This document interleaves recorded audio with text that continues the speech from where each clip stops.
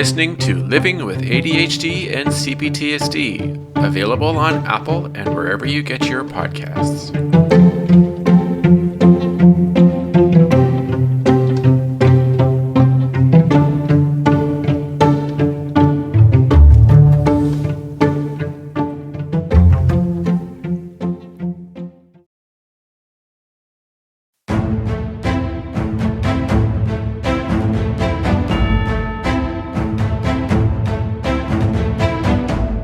Hello everybody and welcome to another episode of Living with ADHD and CPTSD. Today's ADHD episode, how changing your single task in a routine can throw your entire morning or your entire day way off.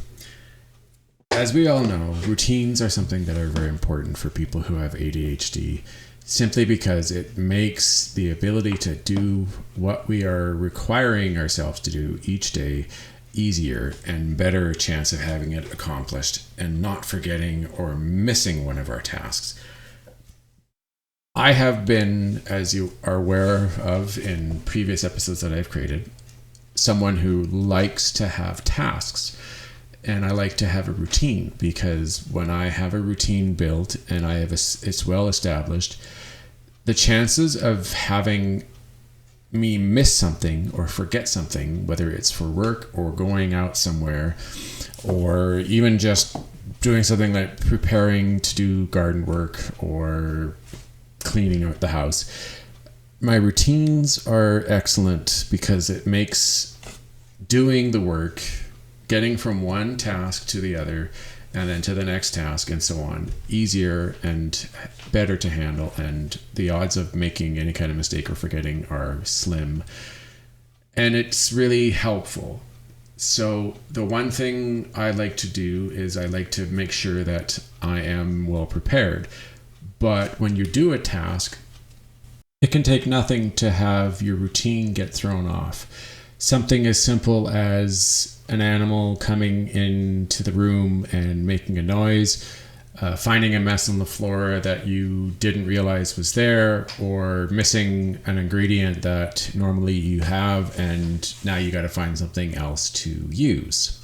Something as simple as this is all that is needed for your entire routine to basically be thrown out the window, and now you've got to find another way.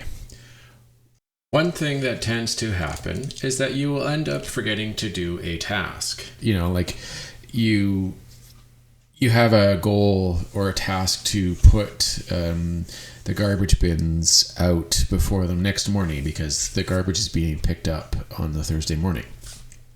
And you have a lot of different tasks to do during that day. So if you start, if you are trying to stay focused on your individual tasks one at a time, it is often difficult, of course, as we're aware, to stay focused on the one thing that we're working on. So here's an example. I'll go over my day-to-day, okay? So first thing in the morning when I wake up is I get up and I, of course, besides relieving myself, which most men when they wake up in the morning have to do anyways, I get up and I turn on the kettle because I want to make coffee. And then depending on my breakfast, so let's say my breakfast is going to be an oatmeal. So I get the pot out and I put in the 2 cups of water and I turn the turn the heat on the stove. And then what I have to do next is I have to take my medication. So I take my ADHD medication and my anxiety medication. And then I also have to go and get the dog food. So I have to go to the freezer downstairs and I have to cut off the ends because they're metal and they can't go into the microwave. I take the sleeve, the plastic sleeve off, and I put it into the microwave and run it for 10 minutes, but it runs half because I got to cut it in half, put the first half into the container that goes into the refrigerator, and then continue defrosting the other half, and then cutting it up to feed the dog. So in that time frame, I also have to get the coffee grounds ready. So I have a drip system where I get my coffee cup, and I have a little system where the filter sits in the bottom with the grounds, and the top portion is a plastic kind of like sieve that has little holes where the water drips down at a certain rate per, I don't know, every 30 seconds. I have no idea how much it is, but it's basically, you can put up to 12 ounces of water into this device, and it drips into the filter, and then that filter goes into the cup. So while that's running, I am waiting for the hot water to boil. I'm waiting for the pot to get to boiling water as well, and of course waiting for the food to defrost. And so what happens is the water starts to boil in the pot. I get the ingredients that I've already am going to put into the pot, the oatmeal mix and the raisins, and I put 2 cups of oatmeal, and then I grab a handful of raisins and put that in. I gotta stir it, turn the heat down, stir it a bit more until the boiling goes down, and then put the lid on, and then I let that sit for about 5-6 minutes. And then the water in the kettle starts to boil and hits 100. I pour that, and then of course I'm waiting for the water. Not for the water, for the food, the dog food in the microwave to finish. And I get that all put out, and I put that outside for the dog to eat.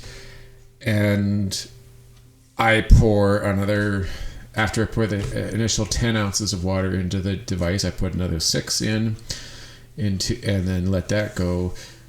I make sure that the pot is complete, that the food has cooked long enough to the right thickness. I grab my bowl, put it in there, get the honey, and put it all in there. So,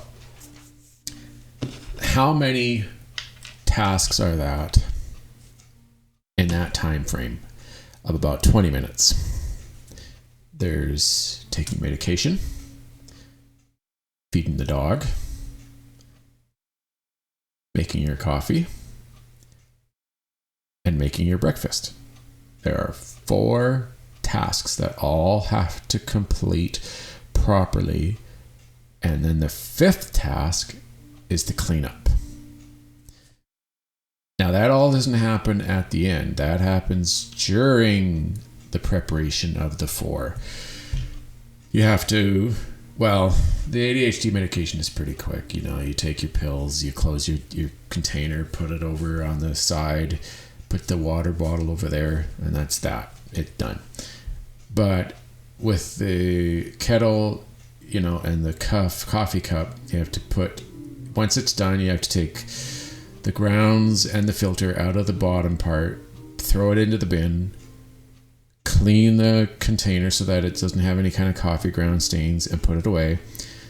And then the dog food, like I said, you have to clean. The plate is going to have moisture and bits of food on it, so you got to wash that out first time.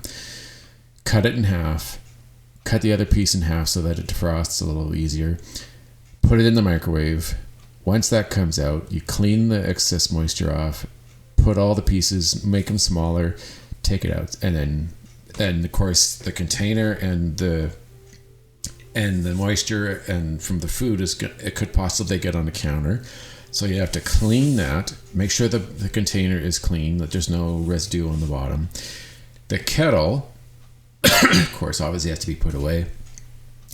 The pot, once you empty it, you try to get as much of it out because of that there's not much left over in the pot, obviously. And then you have to rinse really good to get as much as it off, throw it in the sink, and then refill it up again, turn the heat down to off, put it back on. So, because we've got animals, so you want to make sure that the oven, the top of the oven isn't going to possibly burn them, and then put the lid on. And then take your 2 things. Of course, this is assuming that you've already given the dog the food. You take your coffee and your food, and then I go and get ready for work. So that's 4 tasks plus the cleanup task that all get done in 20 minutes. Now, why is this so easy for me? It wasn't at first. I had to get this routine down because if I didn't do it right, one, I could miss something. So there's a possibility that I would miss doing my medication, because if I don't do this properly and I don't have like a internal reminder system that's built into my brain, I could miss the medication. I might not get the coffee done on time. I might forget to fill the kettle with water. So there are things that I do at night and in the morning to make this go easy. I have a routine of filling the kettle at night so that I don't have to do that in the morning. I have a simple routine where I have to remember to do the medication. So basically, this is how it works. In order to make it the most efficient way possible, I start the kettle, I get the water going in the pot and start it to boil. While that's going on, I take my medication, I get out the ingredients for the food, I get the device ready to pour the coffee in, the food, I go down and grab, I get it all taken care of, put it in the microwave, turn it on. So while that 5 minutes is running, the kettle is stopped, pour the water. The pot starts to boil, put the ingredients in, get it all settled in, and let that go. You work it out so that things that take longer are started first. Stuff that is shorter, you do at the beginning, because everything equals out. And if you don't do it right, you either start to get, like, you can get overwhelmed. Like, let's just say I had a bad night, okay? So I didn't get a lot of sleep. And maybe I'm super tired, or I'm just not thinking properly, or maybe there's something distracting me. As of today, like this morning, I had something kind of go wrong. I made a mistake with my coffee. I don't know exactly why. I think I was kind of distracted to a degree. I had all the coffee grounds and everything in, and I had it set. And I started pouring the hot water into the coffee device, but it hadn't been put on my cup. And I remember I was getting the food for the dog ready, and I started to hear some really strange noise, like a water spilling. And I'm going, what's going on? Why am I hearing this? And then I look, and all of a sudden there's this brown water flowing off the counter onto the floor and making a mess. And I'm like, son of a bitch, I forgot to put the damn thing on the cup. So I'm rushing to try, and I'm figuring out how I'm going to clean up the floor. I clean up the floor. I get the coffee device into the sink to avoid any further spilling. I clean everything up, make sure it's dry and clean, and I had to start over. So that's what happens when you're not paying attention. So even when you have your routine down and you've worked on it for weeks, which I have, I have been doing this for quite some time now. And even still, there's going to be times when you make a mistake or you get things in the wrong order, because for whatever reason, your brain just doesn't click on the steps properly. And the other thing is there are external factors that can affect your ability to do the routine properly. And that involves a person getting up when they don't normally get up.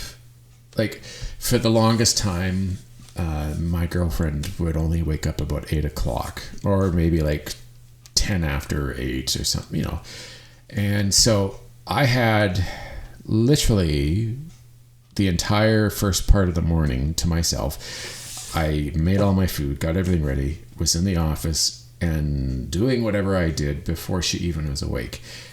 Now, her morning routine has changed, where she's getting up roughly about 7:30ish, going outside with the 2 cats and my dog, because they're all out there enjoying the nice sunshine. And so it's enough to throw me off, and it did for a little while. It took about a week or so for the change that had occurred from a third party, aka my girlfriend. It took a while for everything to kind of get back into the proper rhythm that I've had built. And so what was happening is I was kind of, I guess you could say I was feeling rushed. And I realized that that's silly, because I get up just before 7 o'clock. And the reason, I get up at 6:55. I don't get up at 7. And the reason I do that is because I usually take I take a minute or two to get my system going and get up out of the bed. And otherwise, I'm already wasting time, right? So I figure if I wake up 5 minutes before 7, by the time I get up, it's basically I'm up and going at 7. And the last couple of weeks, there's been some adjusting that's been had to be done in order to make things work. And it throws you off because you're so built and so set on a routine in order to make your symptoms from your ADHD symptoms occur as minimal and as little as possible. The slightest change, and I'm sure that anybody out there who's listening who has ADHD, the slightest change in a routine can cause your symptoms to start to occur. And it's almost like, instead of, when you put your socks on, if you do left foot first and then your right foot, if all of a sudden, for whatever reason, you do your right foot first and then left foot first, I know that's a simple thing, and I get that, it sounds ridiculous to a lot of people out there, especially neurotypical type. But something like that, for a lot of people out there, can throw you off. If you do the same thing the same way, day after day after day, it really makes everything that you do more simple. Simple is good for people who have ADHD because of the fact that we have such a hard time going from one task to the next and then the next without something occurring, like forgetting something within that task that we need to do in order to make it complete or make it work, and having noises or distractions or something that is different. The one thing that had changed for me when the animals started to go outside every day is the cats were being demanding to go outside. And so something as simple as the 2 cats constantly meowing and looking for, and trying to get my attention to go outside was enough to change the dynamics of it just enough that it kind of threw me off for a bit. Things for me, I don't want to sound selfish or self-centered, and I know if there are neurotypicals that are listening, there's a possibility that they may think that by what I'm saying here, but I like it when things go a certain way every time. I don't exactly do well with unexpected changes or surprises, because if you're used to doing what you do day to day the same way every time, as you're aware, it makes it really allows you to be successful with everything that you're doing, because the odds of forgetting a part that allows you to get to the next step is really complicated. Like if you miss that one thing, like, like for example, getting the coffee made from having the water to boil to having it complete to getting it into my office, right? So there's getting the water in the kettle, turning the kettle on, getting the ingredients out from the shelf, putting the filter in, putting the coffee grounds in, putting it onto the cup, putting the device on top of that, and then waiting for the water to boil. So that was quite a few steps. If you never do it, or if you really never do that the same way, or if you change it up, like let's say I'm in the middle of getting the coffee ready and I got the grounds out and I've got the filter in, but then something like the microwave, let's say I get the food in the microwave early and I've got the grounds ready and I'm just about, I'm the water is getting close to the boiling, so I'm thinking, okay, it won't be long. It's just about there, and then the microwave beeps and I got to take that out and do the next step for the food. So what happens is the water's boiling and it hits 100 and starts to cool. I know it doesn't go like all of a sudden down to 90 or 80 like within seconds. I'm just saying I like to get it in there right as it boils. And so now you're noticing as you're doing the food that the water is done and you haven't even gotten the device on or onto the cup. So I felt rushed, and I felt like the routine that I have wasn't running smoothly. And that's why I did not get the device on the cup. And that's why when I poured the water, it didn't go into the cup. It went onto the counter and onto the floor. So that's how easy it can be for that routine to get messed up by something that changes even slightly. I know it's crazy, but for those who are on our ADHD, whether it's inattentive or combo or hyperactive, I think it's more for the inattentive type, and some combo is when you're doing something that you find easy and you do it all the time the same way, it becomes like second nature, right?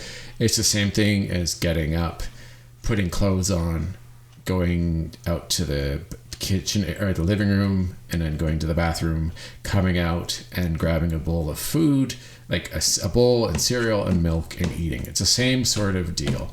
It's like second nature. So coming out and starting the kettle, getting the water boiling in the pot, getting the ingredients out and ready, getting the food done, taking your medication, getting it to the dog, all these steps that are done in a certain order, and they're done subconsciously. You're not even really thinking about it. That's how well built it is. And the second that one of those things goes, just like is thrown off, like I have had some mornings where the dishes in the sink, they didn't get done the night before because of whatever reason, like too tired or just something came up and we weren't able to. And I've had this sudden obligation feeling like I got to clean those dishes. So for the first 10 minutes of the morning, instead of getting all the things that I usually do taken care of, I'm washing the dishes and I'm making sure that they get put away or get into the dishwasher. And now all of a sudden my brain has this thought, I've lost 10 minutes of my morning. So now I got to get moving, right? I got to go. So you speed up, you try to make your routine go faster in order to make up for the time that you've lost doing the dishes. There have been other things. Like there's always, for whatever reason, there's something that seems to never be the same. And that's the thing with people with ADHD, especially inattentive diagnosed in ADHD type.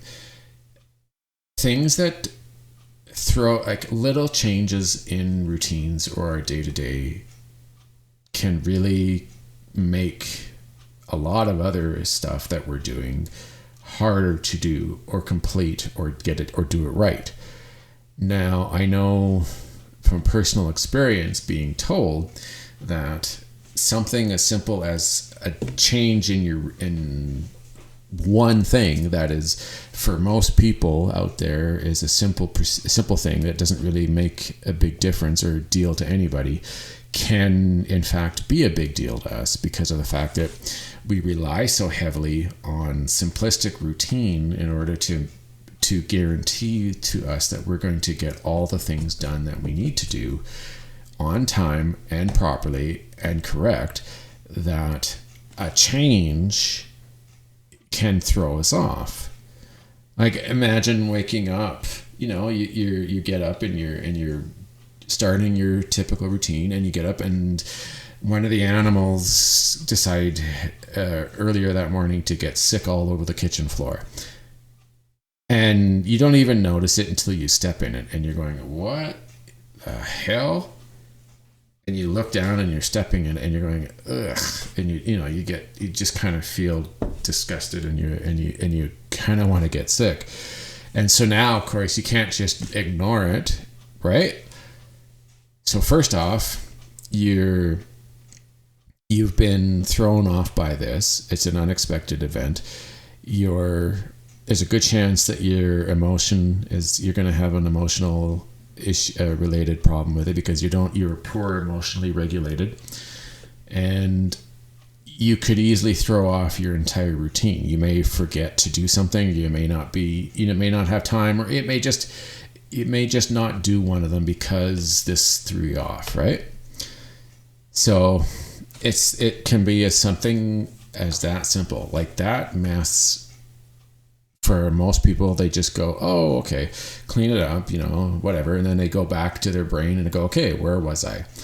Whereas with us, we have a tendency to get so focused. Like, I know I have that problem because of my hyperfocus.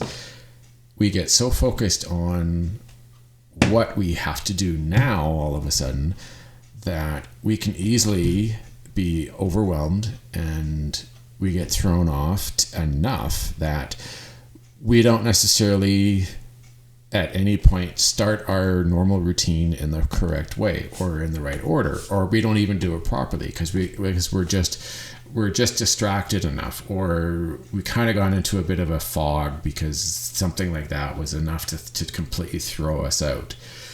And I have had similar things occur where I forgot to do one thing. Right? Like, I'm all settled in the office, and I've been sitting there for 10 minutes, and all of a sudden I go, oh, damn it, I forgot to take my medication. Right? So now you're running out, you're going and getting the medication, and you can't find your water bottle or a cup, because you're kind of rushed. You feel like you got to get this done now because you got to go back and get back into your chair and be all doing what you were doing. It's crazy how something so simple like that can make everything just go haywire. It's now the one thing, before I end this, the one thing I do want to mention, and because I did bring it up at the beginning, was the CPTSD related factor.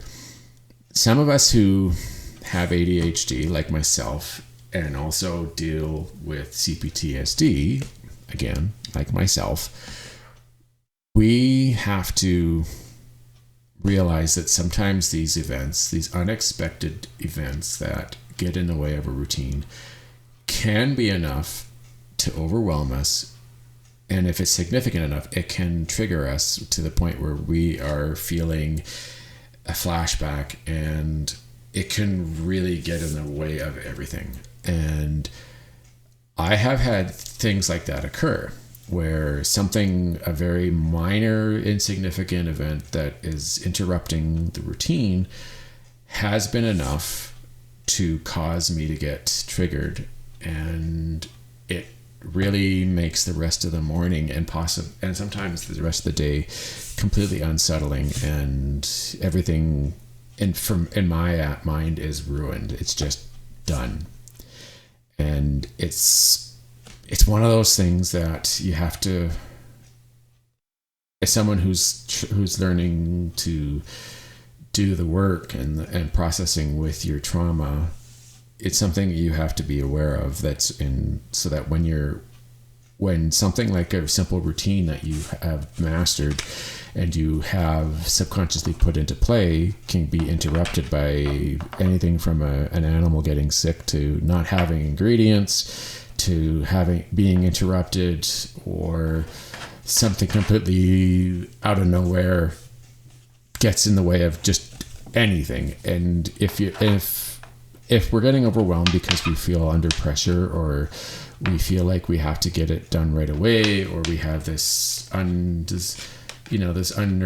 desire to make sure that we're done at a specific time, that we have so much time in the morning to relax before we start. Like if everybody's got the routines, if one thing gets thrown off, it can completely cause chaos, and the possibility of being triggered can easily occur.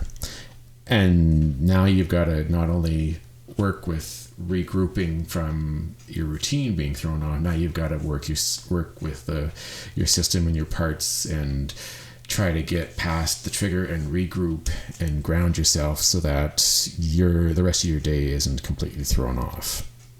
So that compounds everything, and it, like I said, it can make it even more feel more like a disaster than if it was just a simple ADHD related symptom by your routine getting thrown off. Yeah. All right, everyone. That is it. I hope that you enjoyed the information that was provided in this episode. I would like to make sure that people are aware that we do have a lot of bonus material that is out there that are only available to subscribers. So you can either subscribe through Apple. So Apple Podcasts gives you the ability to do a subscription service with the podcast. And then you can access all the bonus material. There's a lot of bonus episodes out there that are available. And as well, you do get access to the new episodes that are free to the public early. So the moment that they get released, you have the ability to listen to them ahead of time, whereas those who do not subscribe have to wait till the Friday or the Saturday. Now, the other place that you can subscribe is my parent site that I actually submit the podcast on, which is Anchor, is another place that you can do a subscription. And it's the same thing. You subscribe, you get early access, and you get access to the bonus material. So there's two ways.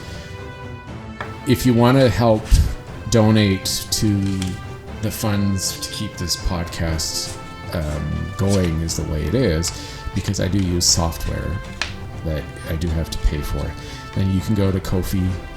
That's ko-fi.com, and then look for Living with ADHD and CPTSD, and you can make a donation of any amount that you seem that feels suitable to you.